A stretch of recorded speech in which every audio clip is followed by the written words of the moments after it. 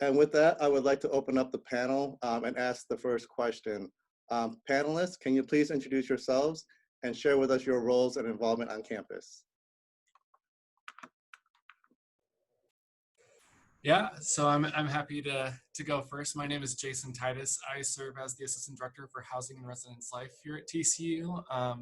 I go by the pronouns he, him, his. I am also a doctoral student. I have completed coursework and am actually in the middle of my comps right now for my PhD in curriculum studies, and then serve in adjunct role on campus as well. And so those are a number of my engagements on campus.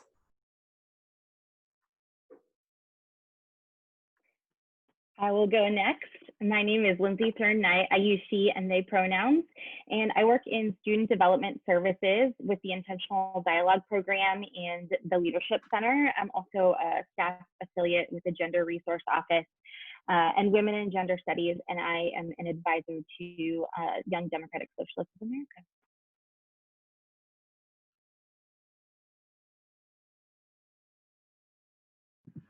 I can go next. My name is Devin Wimberly, and I am the Assistant Director of Fraternity and Sorority Life, and I have the pleasure of also serving as our Panhellenic Advisor and supervising our resident assistant model in fraternity and sorority housing.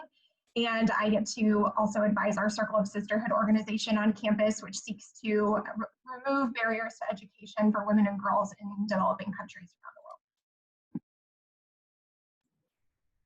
And I'm Todd Bowling. I'm the Senior Associate Chaplain in the Office of Religious and Spiritual Life here at TCU. Primarily, my job is about offering pastoral care and support to folks on their life's journey. But beyond that, I also work with our 20 religious organizations and the campus ministry staff that support them. I also do a lot of facilitations around intentional dialogue and navigating change and safe zone trainings. In addition to being trained right now for the unconscious bias training as well. Thank you. Our next question to our panelists is, what does it mean to be a white ally, and how do you live into being a white ally in your role at TCU and in your daily life?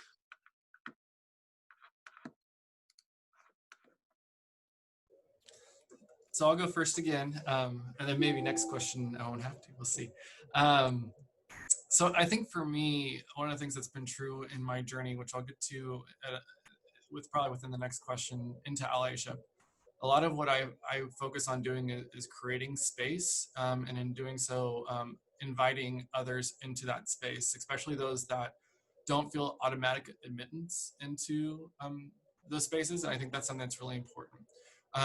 For an example, and I just want to be absolutely honest here, is that in having this panel on white allyship, I think it's important to recognize that the relationships we have through allyship aren't just one-sided. There's multiple people and multiple experiences in that, and that you're getting one perspective, but there's other perspectives within one relationship between two people in allyship.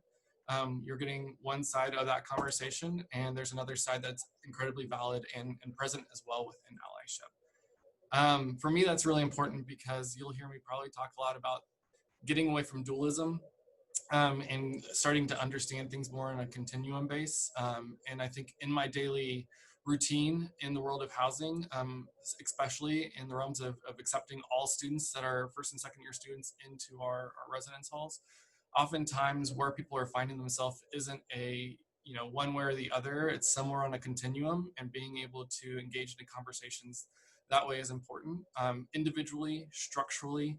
I just think is really important. The last thing I would say, for me at least, is to be a humble learner. I'm going to use a frame, BIPOC, BIPOC, as we speak today.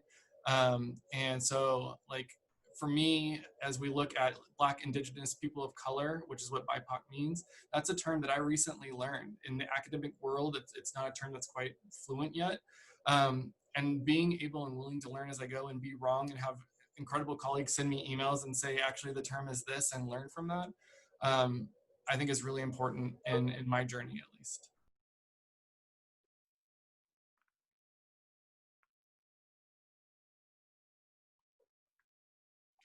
We'll just go with the same order for now. Yeah, so I think it's a lot of what Jason mentioned, knowing that it's fluid, it's a continuum. I think for me, as I thought about the term ally and being a white ally, I think it felt a little uncomfortable for a minute because I think I have thought a lot about my shortcomings and what I haven't been doing for anti-racism work lately. And we'll talk later about missteps and lessons we've learned. But I think a big part of being an ally is accepting that there's going to be missteps, that you're not going to always do it perfectly, but that the risks that you need to take in order to be a white ally are one of the most important parts of the work to dismantling racism. And I think, so as I think about being a white ally, I think action is probably the most important piece, but it really is a process that you have to inform that action first. And for me to think about being a white ally, I think my journey is really important in that, and I know we'll all touch on that, but I came from a community growing up that was very homogeneous. I didn't really hear a lot about race. If anyone has heard the term white silence before, I think really meaning that sometimes well-intentioned people really just don't talk about race because that may be saying that colorblind or we're all equal or let's celebrate diversity or terms like that are the way to really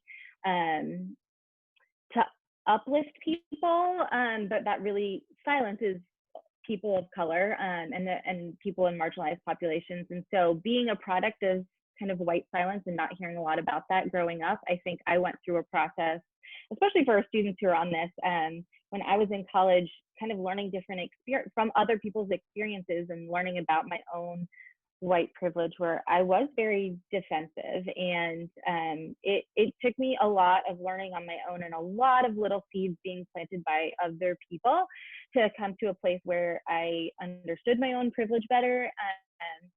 And then really understanding, I think the other piece of action is once I had that understanding and that learning was how to make it congruent in all parts of my life. And so that it wasn't just for the student affairs professionals or staff that are on this, it wasn't just a part of the work I do at TCU or the conversations I have with my family, but it was a piece of all of that. And so I think it's really important for me to remember those three pieces, that I'm very flawed and I make a lot of mistakes, but it's still important to take action, and the congruence piece, making sure that I show up in every arena of my life to try and dismantle racism, is really important in terms of being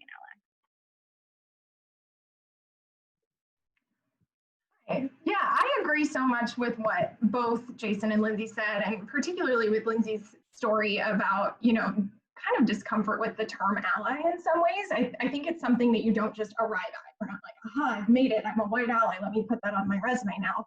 Something that I struggle with all the time, and I constantly have to catch myself undoing and unlearning so much of what has been ingrained in me through some of the same whitewashed textbooks that I'm sure we all had, regardless of where we grew up in the country, or some of the same messages from people who, whether consciously or unconsciously, reaffirmed lives that looked like mine, and then sort of did so in a way that then put other lives down and put people in a place where their value was in question. And I think that's what we're seeing right now. It's this need for people to take on some of that work of proving value and proving worth to people who have disproportionately had to carry the burden of justifying their own worth and value.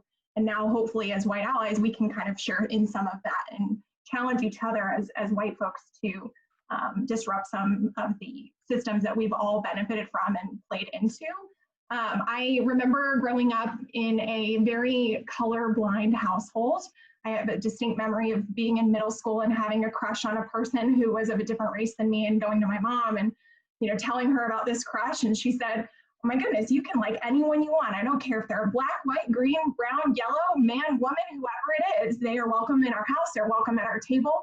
And I think that was such an affirming thing for me as a kid to think, wow, my mom, she's just so open and tolerant, and I could do and be anything I want and include myself with whoever I want. And it wasn't until college, and I was the first person in my family to go to college. So I think it was in so many ways that moment where I had all of these walls that I had built around myself or that others had built for me shattered. And I remember taking classes, probably my sophomore year, about even just like sexism and racism that was around us. And I didn't believe it at the time. Even as a woman, I was like, I'm not, that doesn't make any sense to me. And I sort of just had to make sure I kept immersing myself. And the more I read books that were different than what I had read growing up, the more I realized there's evidence to this. And there are people who I'm starting to develop relationships with and care about who have a very different story than mine. And some of the messages my mom, while I know she was well-intended when she said that, I think she was thereby kind of shredding apart some of those stories and pieces that people of color and people of different identities than me had brought with them in their whole lives, and the burdens that they had to carry. And so I think it was that college point, and I am so excited for our college students to be in college while this revolution is happening around us, and I hope that's what it is. I hope that we see some tangible change. And to Lindsay's point, I think action is such a critical part of what we'll do, because we can't sit by and we can't be those Instagram allies who post something just for the blue ribbon to wear on your chest. It's a matter of kind of disrupting some of those day-to-day moments for yourself and doing an analysis of who's in my inner circle personally, but also, what is the skin color or other identities that maybe my doctor holds, or my financial advisor, or my mechanic, or whoever you kind of surround yourself with, trying to make sure that you're supporting Black businesses and other people of color in their day-to-day lives. And I think for me, that's what I try to do. I don't think I am, oh yes, white allyship, I've got it, check. Like I mentioned, I think it's finding ways to get involved in this movement and make sure that I am doing so for the right reasons, and that I'm also being mindful of space I take up that I shouldn't take up, and how can I sort of carry that with me in a productive way.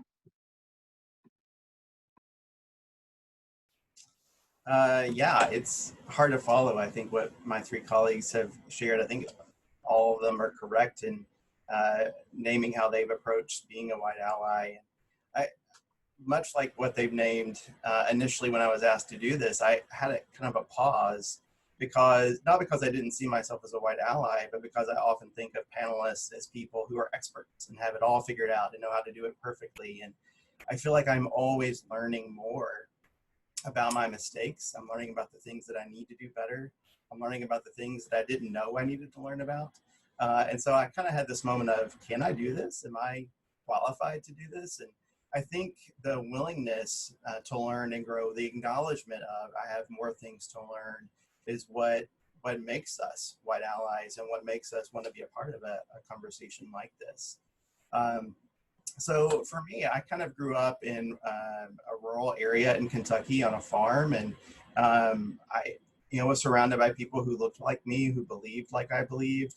And it wasn't really until I went to college that I was around people who looked different, people of color. And it was there that I began to learn more about the deep hurt and the deep pain that they had experienced throughout their lives. And I realized that didn't always match up with my own experiences. And as I thought about and explored the idea of becoming a chaplain, part of what drew me to this work was being connected with people on their journeys and helping them deal with their pain and with their loss and with their grief. And so this is an important part of who I am as a chaplain. And I try to live into being a white ally in some very intentional ways. The first is, I think, the importance of being present. That doesn't mean just showing up when there's a protest or when there's a rally, but being present in the day-to-day struggle, being a safe place where they can come and acknowledge their experiences. That's an important part of what I do as a chaplain, is being present, but certainly part of what I do as being a white ally, being present as well. I think building on that is the importance of listening. And I know that sounds trite, but imagine what it must be like to have the experiences that our friends or people of color have every day, and not knowing where there is a safe place for them to name that hurt and to name that pain, because they're so often met with, you shouldn't feel this way, or I don't understand why you're having this struggle. but to create a safe space where you just listen, where they get to unload and name what their experience is, because it's important. And validating those experiences as well, letting them know that you hear and understand where they're coming from. I try to practice good empathy. What might it be like to walk a mile in their shoes and to have these experiences, and knowing that whatever I could imagine doesn't even come close to really capturing what that must be like. And that's a humbling feeling. And I think within that, that prompts us to educate ourselves and prompts us to learn more how we can be a better ally, how we can engage this in a different way to help support people who are hurting. And in educating ourselves, I think it leads us to action. What can we do? How can I step up? How can I speak up and speak out when I see injustice happen? I was recently encouraged to be more intentional about posting things on social media. I'm not someone who tends to do that very much in general, but hearing how important it was for them impressed upon me the need to do that more in my own life. And I think beyond that, it's just being the voice for change and recognizing that people will hear me because of the color of my skin, and in a way that they won't hear some of my friends and the people that I care about because of the color of their skin. That's what necessitates and prompts change for me. Thank you. Our next question, I'm going to start with Todd, is what are some of the lessons or mistakes you've made in your journey, and how did you respond to them? So many mistakes, right? Not intentionally, but out of my own ignorance. I know there are a lot of things that I have said and done that have hurt other people unknowingly. That doesn't make it okay. That doesn't make it better. But I feel like for me, I'm always learning about some phrase that I use that I had no idea was rooted in racism. Recently, I heard about the term the grandfather clause, being grandfathered in, not realizing that was rooted in racism. So I'm always learning that there are these things that I say and things that I do that are hurtful in ways that I didn't realize were hurtful. I think for me, most recently, last week there was an email that went out that named these 3 books that people were recommending around racism. And I was embarrassed that not only had I not read them, I had not heard of them. And that spoke to my laziness, right? That I'd gotten comfortable in this identity of being an ally, that I'd forgotten the importance of doing the work every single day, that there wasn't something new for me to learn. And within that laziness, I had to acknowledge my privilege to be lazy, because my friends and the people that I care about that are people of color don't have that privilege to become lazy, because this is their everyday life. I think beyond that, too, there's the importance of humility, acknowledging when we've made a mistake. So often we rush to being defensive because we feel like it wasn't our intention to be hurtful. And that's not enough. We have to acknowledge when we've hurt someone, even if it's unintentionally, and find ways to do better, right? So it's acknowledging the moment that I've made this mistake. It's learning more about how I need to do it differently, and it's acting upon it once I know how to handle it differently. And personally, as a person of faith, I certainly believe in the importance of confession, acknowledging and naming the things that we've done wrong, and allowing that confession to free us of the shame, but prompting us to do better and to be better moving forward. So that's a part of how I navigate mistakes on a daily basis.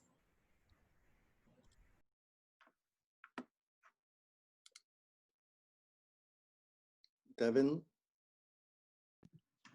Yeah, wow. I could go on and on about the number of mistakes that I have made and that I continue to make. I guess also in first answering this, I have to give credit to the many, many people of color who have taught me and given me grace and patience and forgiveness when I didn't deserve it.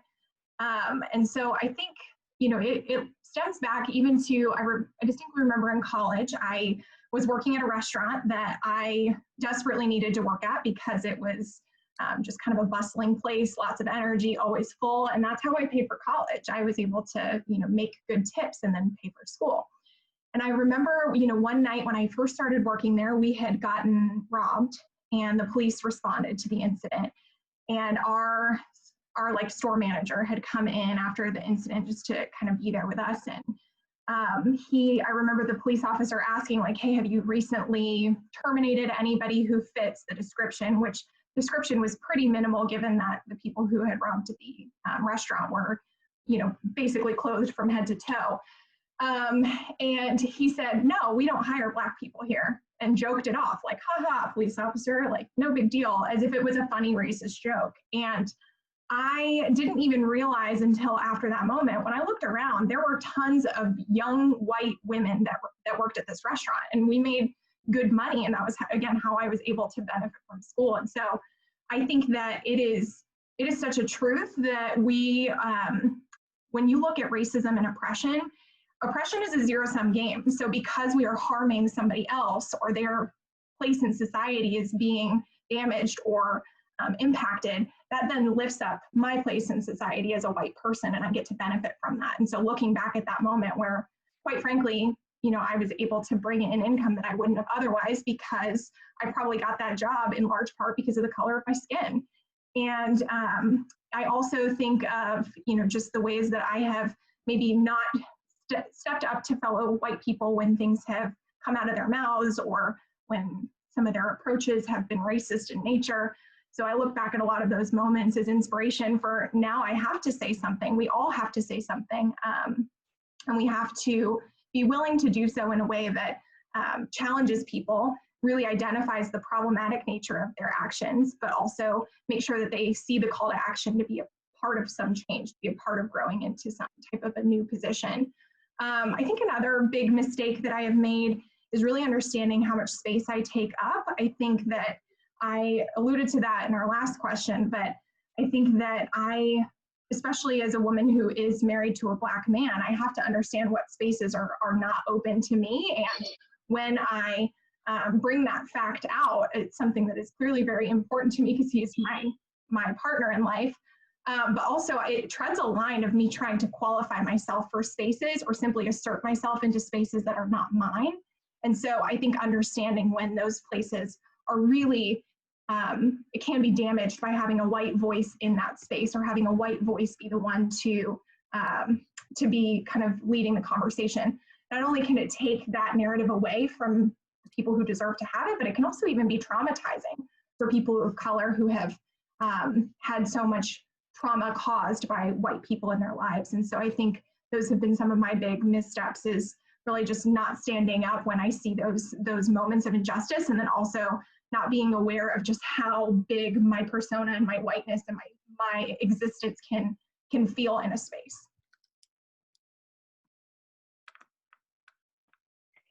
So when I thought of some missteps and lessons that I've learned, I kind of also thought of this different areas of my life, different arenas of my life where I see this. And so I want to share two examples, one from a professional setting and one from a personal setting. So the first thing that popped into my mind as I was thinking about this panel were many missed opportunities, specifically on campus at TCU, where I have heard coded language, or sometimes people will say dog whistle language, that about Black women when they will speak up and call something out in a meeting, and people will say either they're hard to work with, or they're aggressive, or this really coded language that is also really racially charged. And I think I've heard it a lot, and I think in the beginning I didn't hear it like in the moment. I would have conversations with colleagues afterwards and be like, oh yeah, that was really problematic. And that, I think, took personal education to start being more aware of in those spaces. And then having the courage to, and I think the missteps were many missed opportunities in that, even in that public space. And I know a lot of times people are afraid to rock the boat, and they don't like They don't like the tension that comes from that in public spaces, but I think sometimes that needs to be called attention to in public spaces by white voices, because it shouldn't have to be done by people of color when they're already the victim of that and being oppressed by that language. And so I think it's been trying to understand not only how to recognize those experiences, but how can I call attention to those injustices and that kind of language in the moment in public spaces, and have the courage to do that. And then something I've learned from some work that I've actually done with pronouns and gender identity has just been the idea of apology. So after each of those instances, kind of I ruminated about, oh my gosh, I have to apologize to these people. I can't believe I didn't stand up for them. And so I've done a lot of thought about, I do think communicating and supporting your colleagues and friends of color who have those things happen in meetings, like that's really important. But I think you also have to be very conscious of who is the apology for. Is that for you to feel better? Is that doing anything for the person who has already felt the weight of this, who feels it every day? And so I think recognizing not only when you have missteps, but how you handle those. For me, I think it's better to take action moving forward, and recognize when it's appropriate and how it's appropriate to apologize. On the personal side of things, and I think hopefully we'll talk about this later, because I know we got a question about parenting and talking to your kids about racism and anti-racism action or anti-racist actions. That's been a real, I don't want to say a misstep, it's been a real struggle for me lately, wanting to take action and be at protests, and having to balance that with taking care of kids. Right before we started this, I said I would love to be at a protest this evening. I don't know if I can get one of my 3-year-olds to wear masks and to be safe, and what that looks like. So I think that's been a real struggle for me, recognizing that there's some other ways to, I think, parent in an actively anti-racist way, and that it doesn't always have to look like being out at protests. But I think that's just been something I have really struggled with lately, and it's a lesson I am currently learning. And then I do want to share one other quick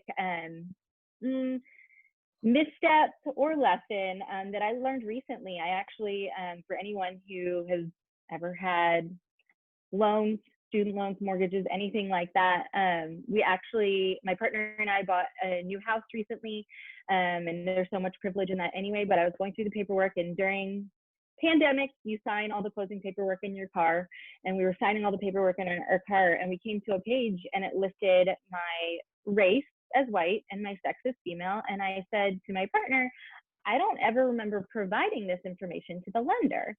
That's weird. And I look at the bottom of the page, and it says that this information, I forget how they worded it, but it was something like, this was done through observation of person requesting loan and surname and several other things. And I was like, so somebody, and we saw people on Zoom, we saw a few people in person, so somebody put down this information about me, and it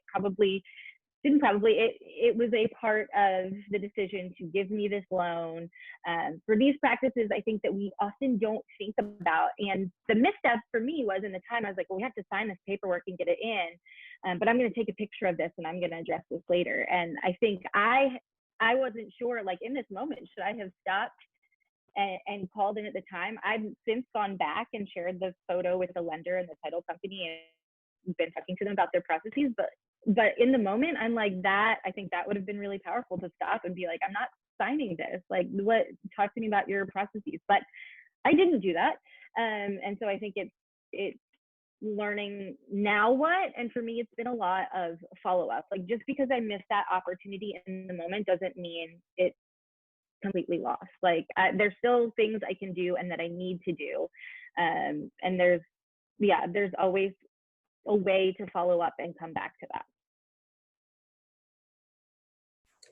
Yeah, so I would say that my first jump into allyship, or even remotely close to it, was a giant misstep. Not that it was a poor choice, but how I did it really showed what I think transition into cross-cultural relationships and understanding looks like. So I grew up in Lee Summit, Missouri, so very suburban area. Went to college in Iowa in a small school, and then went to grad school out in California. And that was the first time where, when I entered a classroom, I was the only one that had all of my identities, like all of the privileged identities that I have. I was the only one that embodied all of those in one place. Every place I've been to before, the rooms were always filled. I was a business undergrad major. The room was just always filled with straight white men of at least middle class. We were always dominant. So when I got in there and I started talking about theory in particular, and we started talking about race, all of a sudden, I'm from Missouri. I talk just like this, but all of a sudden, I started talking like this. Now, my dad's side of the family's Texan, so I think that's what I was trying to pull from. And then I started getting an obsession with pearl snap shirts and jeans. And shortly after that, I really enjoyed some like twangy country. And there's nothing against twangy country, but it's not necessarily my jam, right? And then I got my trucker hat, and I would walk across, and like little bit, I was equipping myself with the tools to stand up against some of the conversations we were engaging in. And I knew it came to its apex when I'm walking across campus, and never have I done this in my life, but I got like one of those little sliders of chewing tobacco, and I had it in my mouth because, doggone it, all right, like this is who I am, only it's never who I was before. Somehow going to California in graduate school and being surrounded by people of tons of different cultural perspectives and experiences, I chose to be somebody else, only I didn't realize that the dissonance that was happening around me was a choice of my own. And around that same time, we started diving into Helm's white identity theory. And boy, isn't that an awakening experience when you start to like literally see the progression. When like I'm talking to my mom, it's like, what? And she's like, Jason, why are you talking with a twang? Like, what's going on? And everything clicks for me. And I start to remind myself from that point on, as I started opening myself up and start to become more understanding of the differences of people around me, that it doesn't have to be egocentric. And I don't mean ego like in like I'm better. I mean ego like I'm the center of it all. And much of our experiences, at least my experiences in education and all these different structures that we participate in, the white male viewpoint is the central, I would argue, the central viewpoint. And I think that's an important thing to understand. I also think it's really important for me to remember, if I'm willing to be that performative, right? So I get into this scenario and I change everything about me in order to push back. What does that mean for our students who are coming from different environments that don't look a thing like TCU, and they show up on campus and they're pushing it back against a culture, or they're pushing it back against students around them that don't look anything like them when they were used to it? Like, how are they performing? And I think that ties, for me, my personal experience into their experience, and allows me to be a little bit more understanding. After that, I never quite let up in pushing myself to try and figure out more about me. And my academic pursuit is something that I do that a lot in. I'm no longer of the place, when I do my do implicit bias training, sometimes I'll lead off with all my identities. And I've had a few times when people are saying, hey, don't apologize for being white. I'm not apologizing for being white, but I am recognizing systematically, structurally, and in many ways, the majority of interactions benefit me. And though I might not be the person that created those structures or created those things, that doesn't mean that's not true to the structure or to the thing.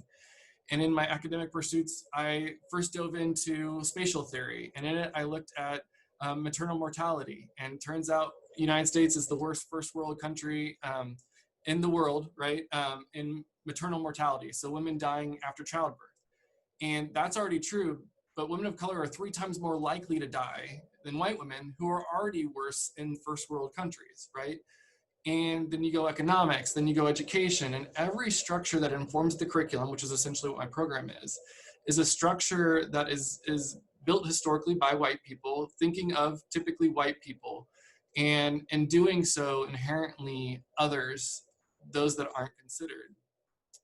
And for me, that's been a call to continue learning, and call to really call out some books.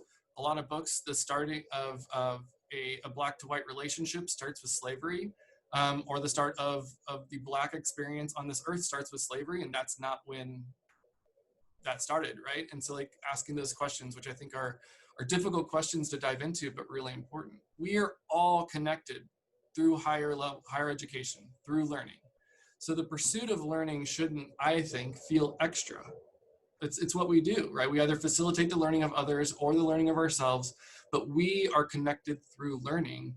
But how often do we really engage and really try to learn, and even in ways that make us uncomfortable, about these topics that situate us in oftentimes times where we think we should be apologizing because we feel bad for the wronging of others. And I'm not saying that we don't necessarily have to, we don't address that or even at times apologize, but the apology is a small step towards systematic change, right? And so if we don't know the structure of which we're working with, then it's hard to change it. And if people are omitted from the structure to begin with, they're not equipped to change the structure because they don't even know the inner workings or how it operates.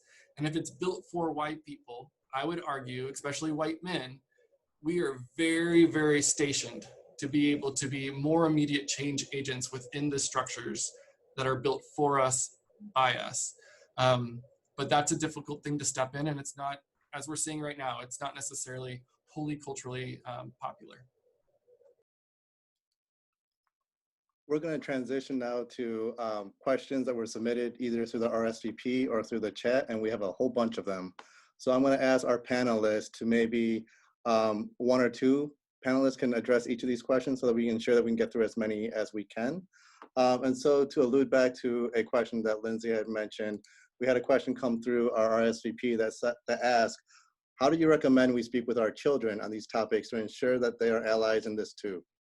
So for those panelists who have children.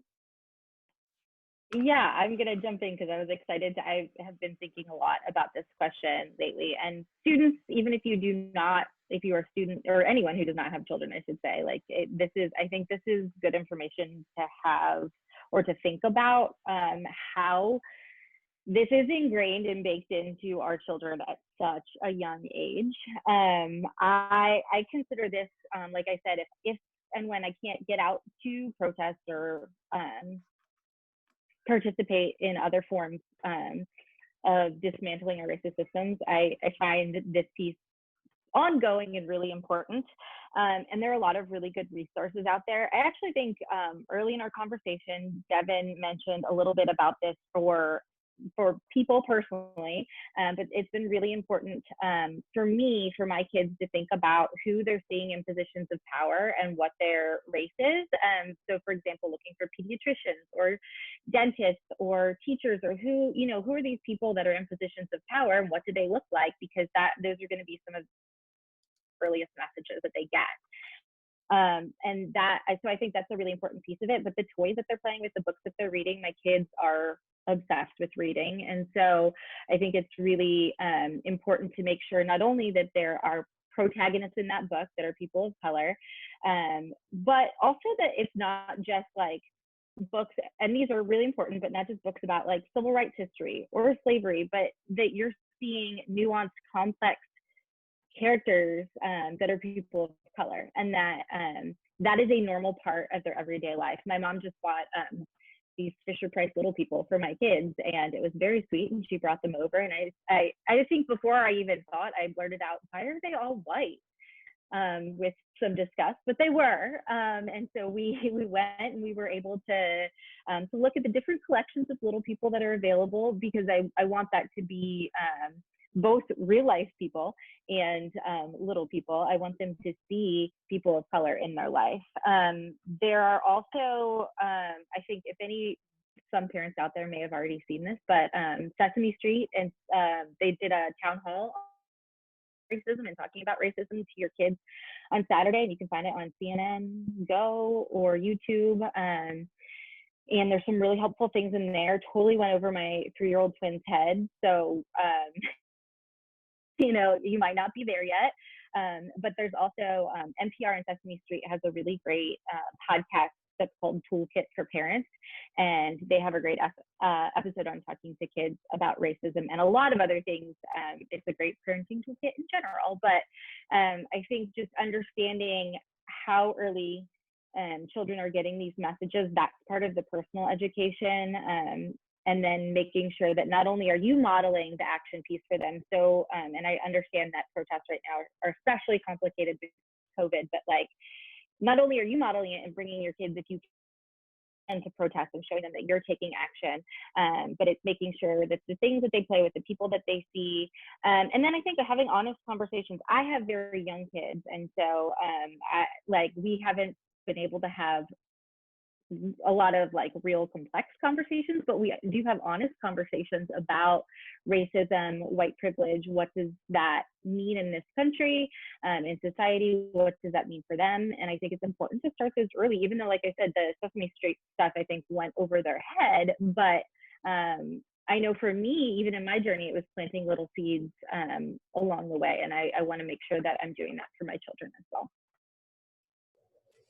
Yeah, so I'll talk a little bit about like my ideas on parenting, but I also want to add that so until recently I was teaching high school at my church for the high school group, and this has actually been a content that's come up a lot in there, and I think that there's some similarities between my kids are 1 and 4, but how I approach the conversation with them and how I approach the high schoolers. And so I do want to say that though I guess the complexity may change, I think for me the approach still remains, and I get that approach from Dr. Beverly Tatum, who she's the author of Why Are All the Black Kids Sitting Together in the Cafeteria. She describes a scene in her book where she and her daughter are in the grocery store, and I believe a white mother and their daughter, I want to say, are in the grocery store as well. And the white little girl just says, "Mommy, how come their skin's dark?" Right? Or how come their skin's black? One of those two. And the white mother goes, "Shh," right? And in that moment, it's recognized the white mother was trying to limit the pain that might have been caused to the black family because of the hurt that the daughter might enact, right? And what she posits, and I agree with, is that we lived in a hushed society. We oftentimes do not want to talk about areas that can create dissonance or create discomfort. And because race particularly is an issue of discomfort, it oftentimes gets hushed. And because of that, I would argue that a lot of us, I don't feel fully equipped always to talk about it. And I think that if we hush our kids' education in it, we will continue to have generation after generation that are ill-equipped to have honest conversations about skin pigments and things like that honestly aren't as complex as we make them out to be by structurally adding additional context to it. So the first thing that I would say is be honest. If a child asks you a question, be they the high schooler or be they the 4-year-old, and you don't know, I believe it's okay to say to my son, "No, I don't know that, but let's look it up together. Let's figure it out." And I'll pull up my phone, I'll Google search, and whatever the case may be, if it's bigger enough to go through some articles, I'll be like, "Hey buddy, I'll tell you tomorrow." But I'm okay, at least for me, telling the high schoolers and telling, my 4-year-old, my 1-year-old wouldn't understand that, but my 4-year-old, I don't know yet, but let's either learn it together or I'm going to learn it and get back to you. And I think that's something that is just wildly important. I think I brought it up before, but what is the starting point of historical difference that you're presenting to your kids? I think most often in my experience, my starting point was always slavery, right? And so when it comes to the BIPOC community, I believe most often not, what was happening is I was being told that people went over there and got slaves and brought them over, right? And there's a lot of problems with that because they didn't get slaves, right? They got medicine people, they got caretakers of communities, they got fathers and mothers, and they turned them into slaves, right? So that's a commodity transition that we have to be careful about. But that's also not where Africa started. There was things before that. There was things before colonization. There was things before there is a moment in time before that is readily available to research and to understand and to present to yourself and to kids. And I think that that's a really important awareness, is making sure you're not starting at the point where white people entered the story. Which I'll just speak from my Missouri education, is that oftentimes when it's an area of difference, it's about when white people entered the story. And so that's been a lot of unlearning that I've had to do. The last thing I would say is in research, oftentimes you'll do a positionality statement or reflexivity statement. And what that is that's opening up and being honest about your bias, and also being honest about your experiences. I don't believe you should hide from kids, be they high schoolers or be they 4-year-olds. The experience is both positive and negative that you've had. There's obviously a level of detail that maybe depending on age that I would or would not go into, but I think that for me to tell a child that this isn't how it is when it actually is that way, especially depending on age, which I know appropriateness for age can be a conversation too, but is essentially me lying to my kids. And my kids are biracial, and I'm keenly aware of, as I dive into my work and I look across some of these experiences, just how more it was already hitting close to home before I married and had kids, but now like even more so. And also how pervasive the shushed mentality continues to be. And we oftentimes, as a collective, as an organization, as an individual, like oftentimes like silence seems comforting. But I'm gonna be really honest, in allyship, when you're having really strong conversations with BIPOC persons who are being really authentic and open with you, that silence is deafening and harmful in a very tragic way. And then you realize that your silence is speaking much louder than some of your words do. And I think that that's important to understand. So if you're making the choice of silence, you've made that as a choice. You haven't accidentally stumbled into harm. I'm not a parent, but one quick resource that I want to add that could be helpful. I've heard several of my friends who have children talk about a book called Race Cars by Jenny, I think it's Devaney, is her last name. Apparently it's supposed to be good, but it helps you kind of think through how you can begin to have those conversations with your kids.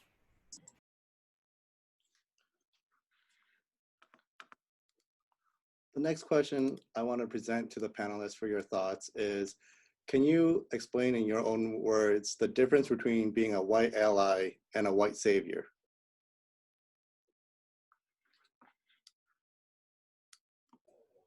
So the best way I can explain it is actually through curriculum studies. And what I mean by that is in curriculum, there's this thing called career. And what it is the willingness of the teacher to understand that in the delivery of the content, there's more than just the content and the method that's important. Everything that's informing the student is important, and everything that's informing the teacher is important. And if you don't account for that, learning doesn't really occur. And I think for me, the difference between being the white savior and being the white ally is how you position yourself in that moment. Do you see yourself as the teacher, or do you see yourself as the learner?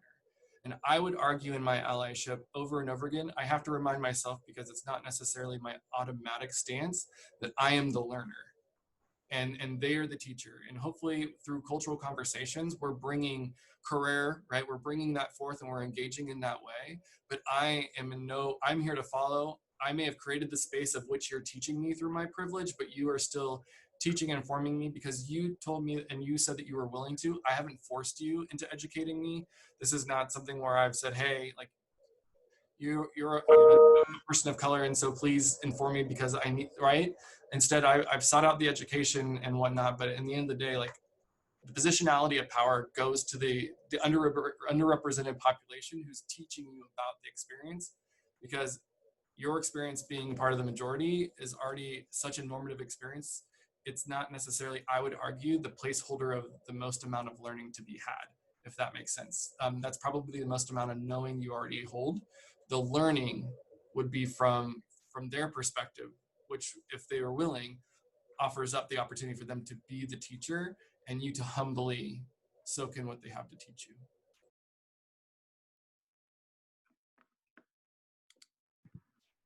I would say I think that line could be crossed probably more easily and readily than white allies would often admit, especially if we are more likely to kind of dip our toes into that white savior piece.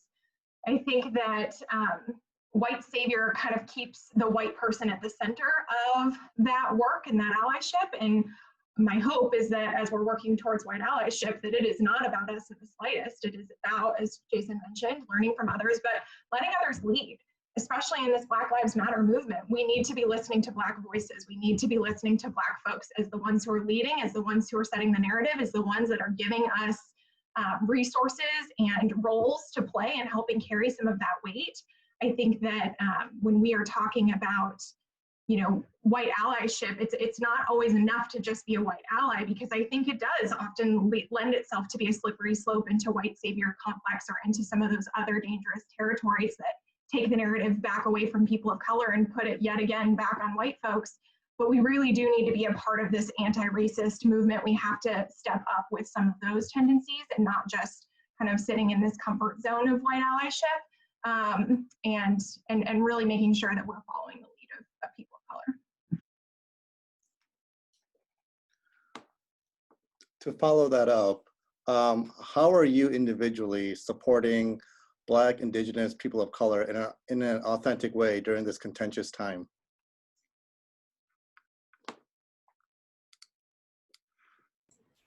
I'll start by saying,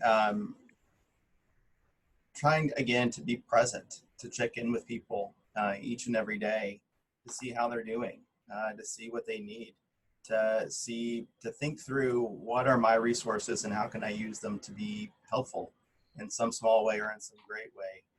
But I think it comes back to what I said before about being present. It's easy, I think, to show up in these moments and try to say, look at me and look at what I'm doing to try to help people of color. But it's another thing to do this day in and day out, even when it's not the most important thing, even when your social media isn't blowing up because you're putting these things out there for the world to see. I think it's doing this work each day and knowing that at its core, it starts with relationship. So if you look at the most important relationships in your life and everyone looks like you, there's something wrong there. There's something that you need to do to change the way you're engaging the world around you. And there's some work that you need to do to look at what's been holding you back, what's been keeping you from engaging and cultivating those relationships from people that might be different from you in some way. But I think that at its core is the most important thing, is the importance of relationships, caring about people and being with them on this journey.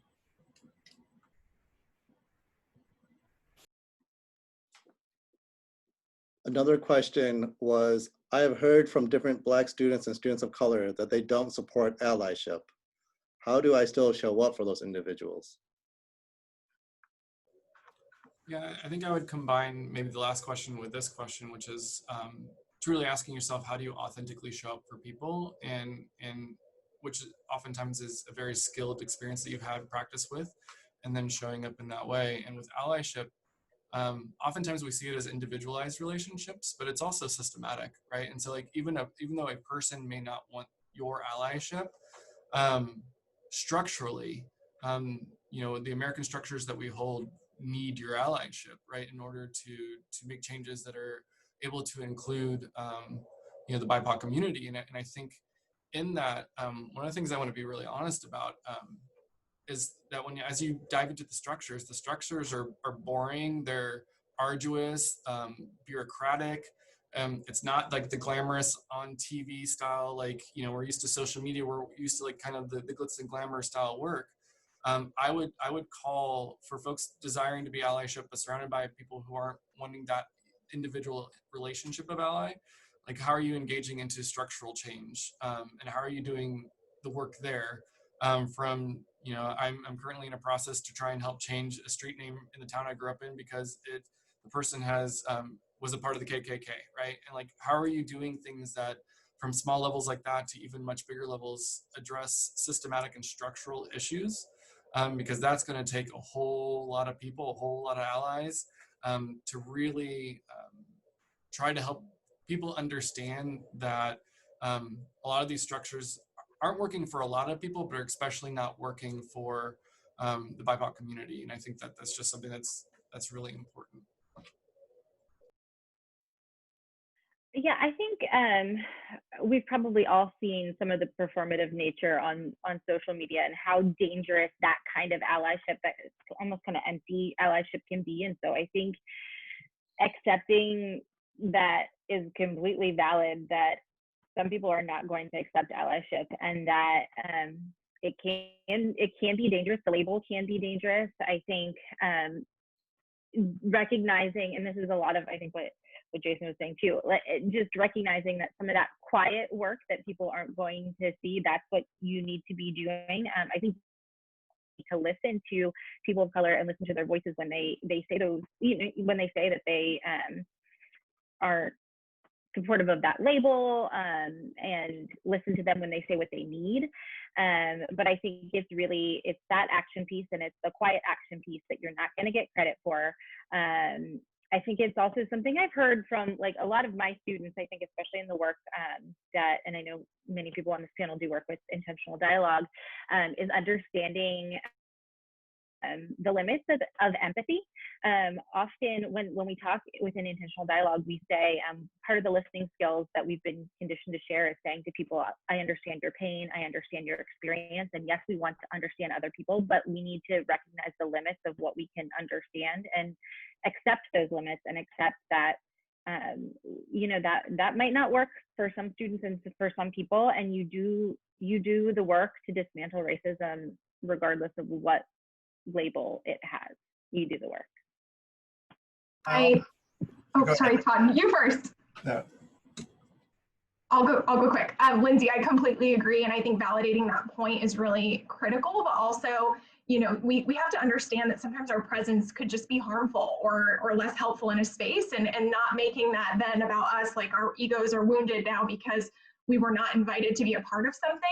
And a further caution I would say is then not taking the opinion or the perspective or the truth of one person that you've heard this from or one group that you've heard this from and applying it to all people of that race or all people of that experience, because I think that is, again, to some of the mistakes I've made, I think that's something that I've tripped myself up into, is hearing this one perspective from a person of color or a few and then applying that to all. And that is a really critical error that can cause some permanent harm in relationships. I was just going to retweet what Devin just said, so. Thank you, everyone. I know we're reaching the top of the hour, and so I want to acknowledge and allow those who need to get onto another Zoom or another meeting to do so. I just ask that before you leave, if you haven't done so, please RSVP on that link. If not, just shoot me an email, because we do have additional information that we can send out to you if I have your emails. And so we can send you a whole list of additional resources. We have 2 more questions that came through the chat. And so I want to be able to honor those 2 questions. And our panelists have agreed to stay on to answer those 2 questions. But I also acknowledge that we do have others who might have to leave. So I'll give a few seconds here for those who need to leave, and then we'll continue on with the panel.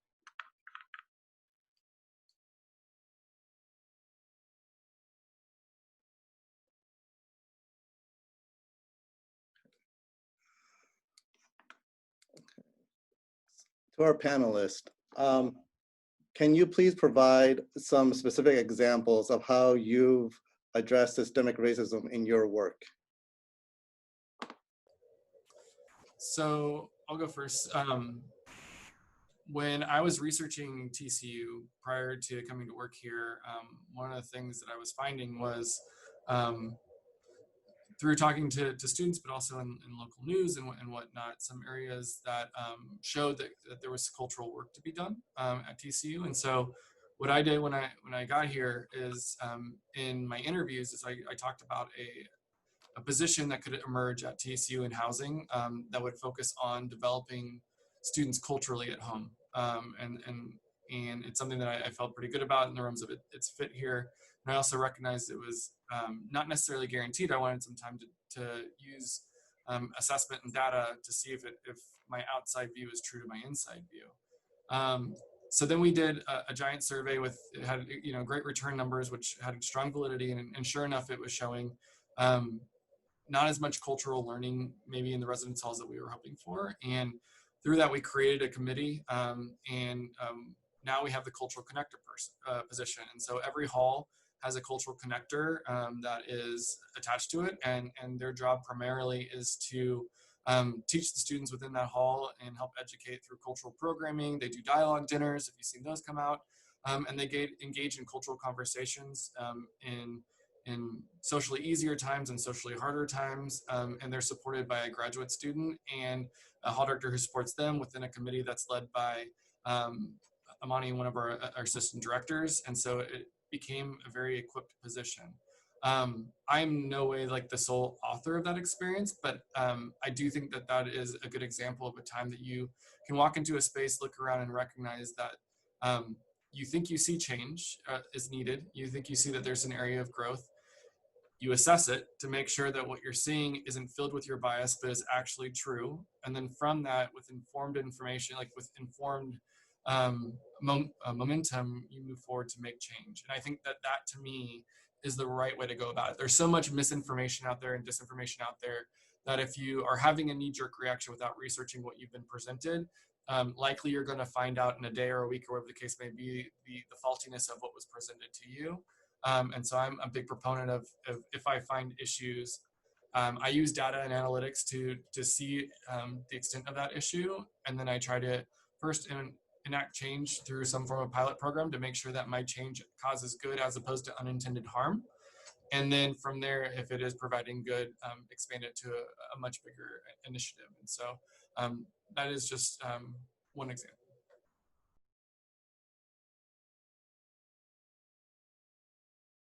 I would invite all the panelists to provide an example. Yeah, I can go. So I mentioned earlier that I'm the Panhellenic advisor, and so that is helping support one of the whitest groups on a very white campus, that is TCU. And so I think we have recently, or pardon me, actually this started several years ago, I think really tried to look at our Panhellenic recruitment process because it's a very predominantly white body of women that are coming through that experience. And yet you have to understand how that might feel or look for a woman of color going through that experience.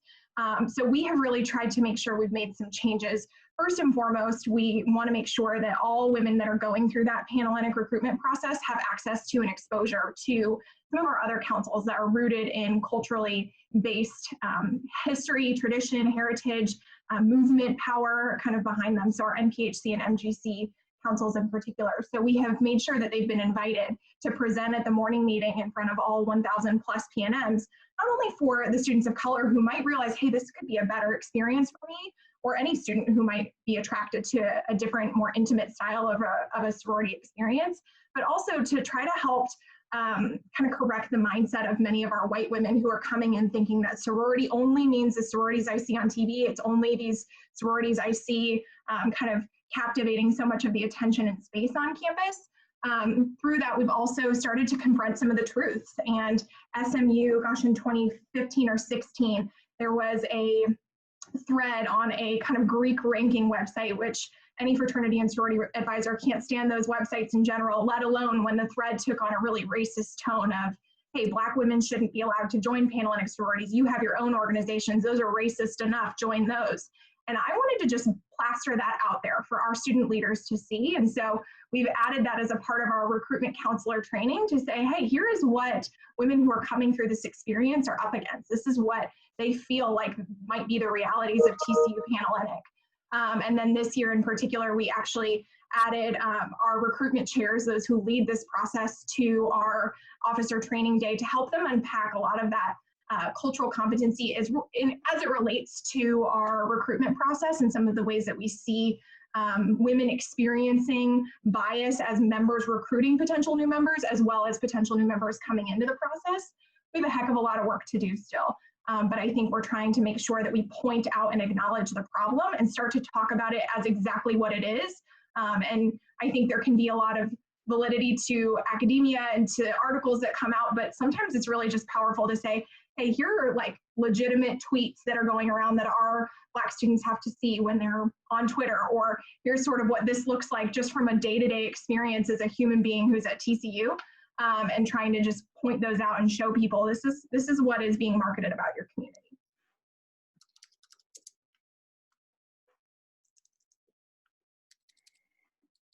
So previous to my work in the Leadership Center Intentional Dialogue program, I had worked in first year experience for many years at TCU. And so right before I left that side of the house, I had been part of the team that worked, for those of you that are familiar, who had either gone to Frog Camp or had facilitated or anything like that, we had, as part of our curriculum, a program called More Than Words. And we had gotten a lot of feedback as a first year experience team for a while, especially from staff and students of color, that was very problematic. And I can say from my experience and many other faculty and staff who had been, the first time that they had been and had seen and listened to more than words, there was a lot there that was really triggering. We had white students as part of the script who were using the N-word. We had a lot, and it wasn't just problematic racially. There were a lot of things going on there. At the time, I think that it was created, there was a different environment, making no excuses for more than words. It was time for it to transition out of our curriculum.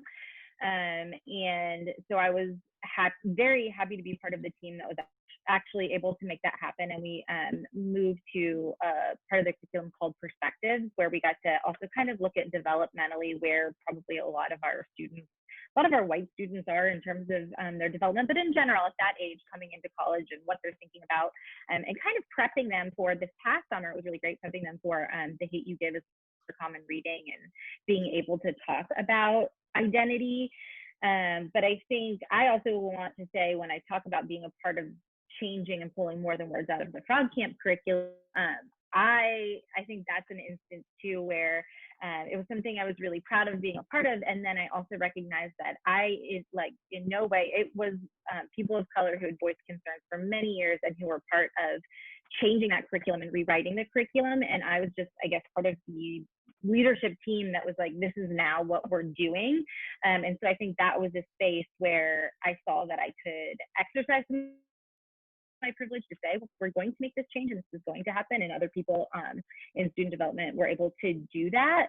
But recognizing that it wasn't because we had this epiphany that I think, we were listening to those voices that had said for a while that it was problematic, but I was excited to be a part of that change.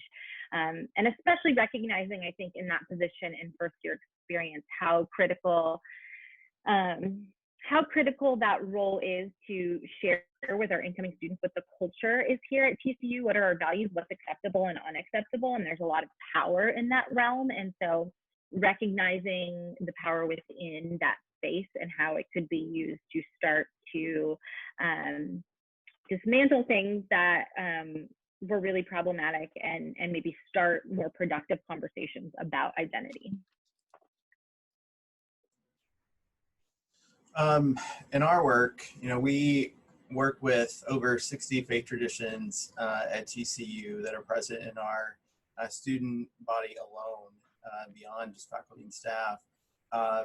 But an important tenet in every faith tradition is the idea of caring for your neighbor in some way. And so over the years, we've had and continue to have conversations with our student leaders of our student religious organizations, with our campus ministers of those same organizations, to talk about the needs of our neighbors, the people here who are hurting, who are experiencing racism every day. How are we present to that pain? How are we supporting them, caring for them, helping them, being their voice when their own voice is exhausted?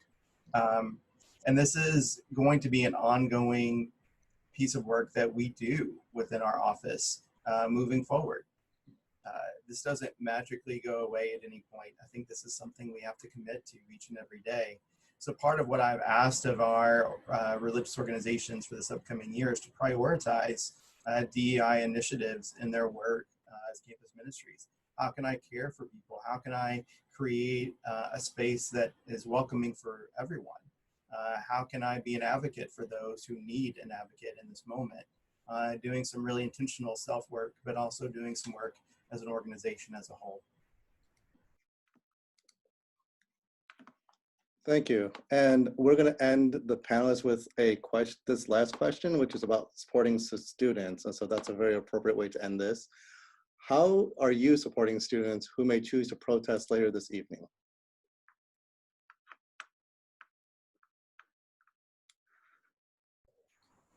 So I think a number of different things comes to mind.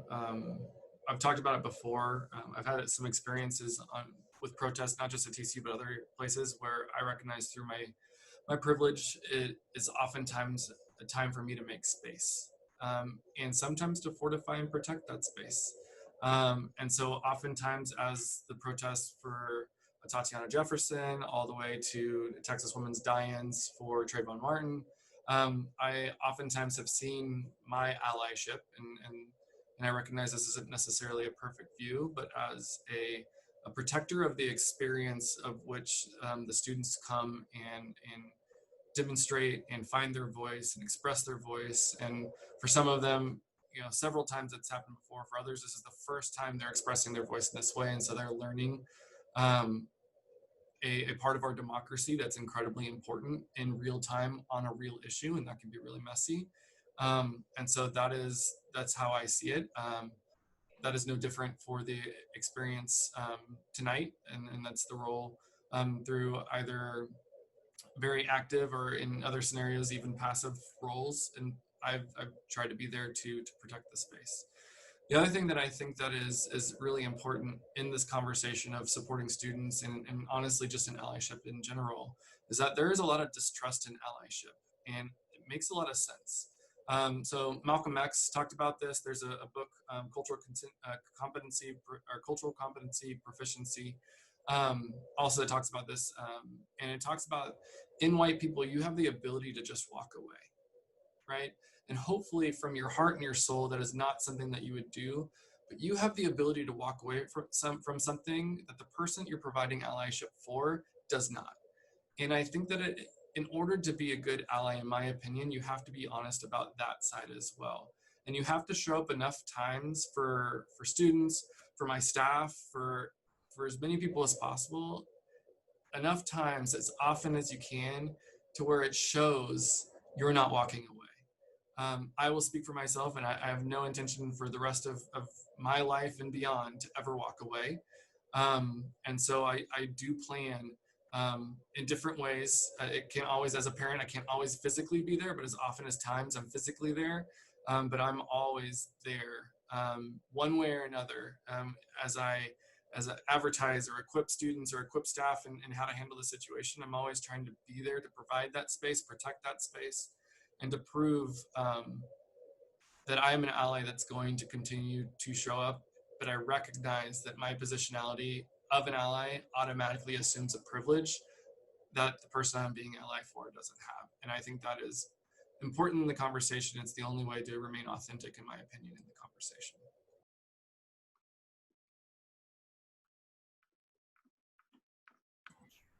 I would agree with being there to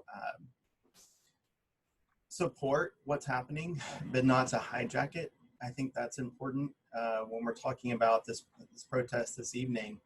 These students have organized this. The students have planned this. This should be their event. And my presence there isn't to try to take control of it, but it's to support what they're doing.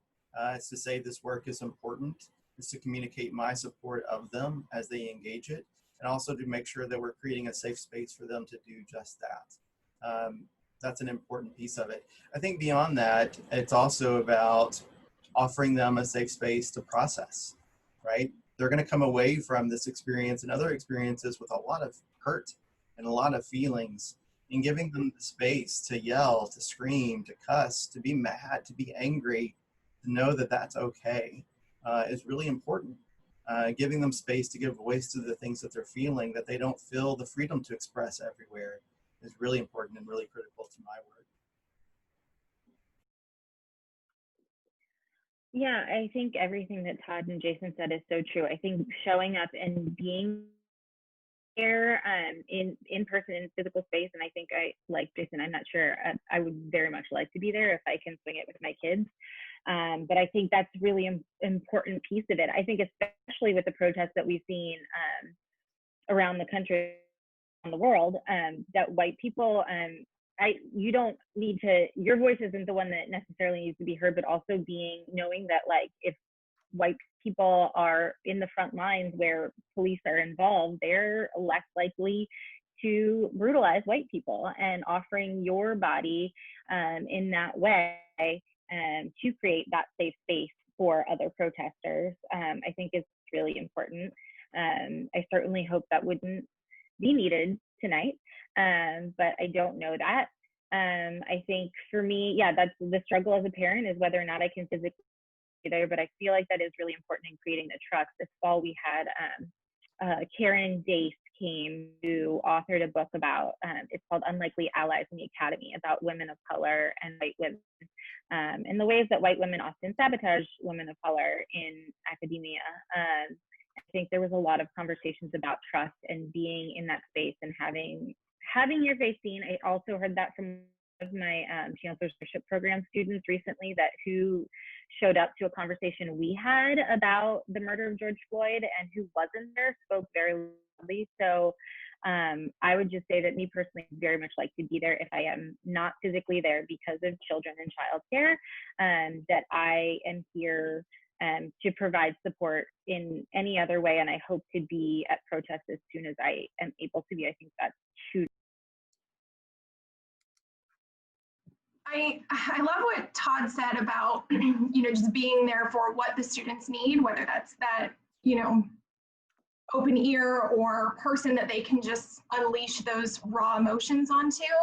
I think that's so critical because it's listening and receiving. I think that many white allies or humans right now are making a false move, a mistake in trying to assert how people of color, particularly Black people, should be feeling and responding to what is going on. They've experienced trauma, and we are trying as white folks to assert what that should look like, or to give advice or a lending in that. And I feel like that's a mistake. So to Todd's point, we've got to do exactly that, listen and support. And then to what Jason and Lindsay said, I think showing up is so critical. And hopefully it is that our students see us showing up regularly and not just in this time of crisis, but that they're like, oh, okay, this is somebody I can trust. To Jason's point about trust is not always a given, and it's a really hard thing to earn. But if we are showing up more consistently, which I hope is something that our students see us doing and showing up to the things that they care about, the things that they're passionate about, I think that's critical. I also think there's something to do with that we could be doing for white students in modeling, hey, here is how I show up in these spaces. Here's how I try to be an ally or try to advocate. I think for white folks, we've always belonged, and we've always had this sense of comfort in the world being made for us, and we have these comfortable spaces. But I think now we need to start figuring out how do we become champions for building more spaces for people who don't look like us and don't have those experiences. And we have to teach our students how to do that if they are coming from a white privileged identity. And I've also really been trying to push, particularly the white women that I work so closely with, in how do you engage and how do you push yourself and how do you be bold in this moment in support and showing up for people. I think that oftentimes, from what I've heard over the years from white women in particular, is that we want to be people pleasers, we want to be well liked, we want to be well received, we don't want to misstep or hurt people's feelings. And so sometimes that paralyzes people from making any move or any change at all. And I think that that's also an error. And so how do we help them understand that even if you make the wrong move, that discomfort or that moment where you feel like, gosh, I made the wrong move, and now my ego is crushed, or now I feel like I've hurt someone's feelings, you're making that about you again, when instead we should be making those bold moves of service to others to help shift some of the burden of validating that Black lives deserve to exist in the same breath and life quality as our white folks in this country. So we can shift some of the burden of having to share that message onto white shoulders, again, at following the leadership of Black folks. I think that that's really critical. So we have to make sure that we are setting that tone with our white students and teaching them how to do that. Thank you, everyone. And with that, I want to thank everyone for their time this afternoon. I especially want to thank our 4 panelists for their time and their vulnerability this afternoon. Some of this conversation is a tough conversation to have. I hope panelists' perspectives and paths inspire participants to continue your own journey of being a white ally. When I'm faced with a daunting challenge, I'm reminded of a proverb that says, "A journey of 1,000 miles begins with one single step." With that philosophy in mind, I would invite you all to reflect on the conversation today and ask yourself, what will be your first step in white allyship? Or for some of you, what will be your next step in white allyship? We will send out a document with additional resources to all who are RSVP'd. If you would like those resources, please make sure you're RSVP or email me directly for that. We thank you again for your joining us, and at this time we will conclude the panel. Thank you for attending and stay safe.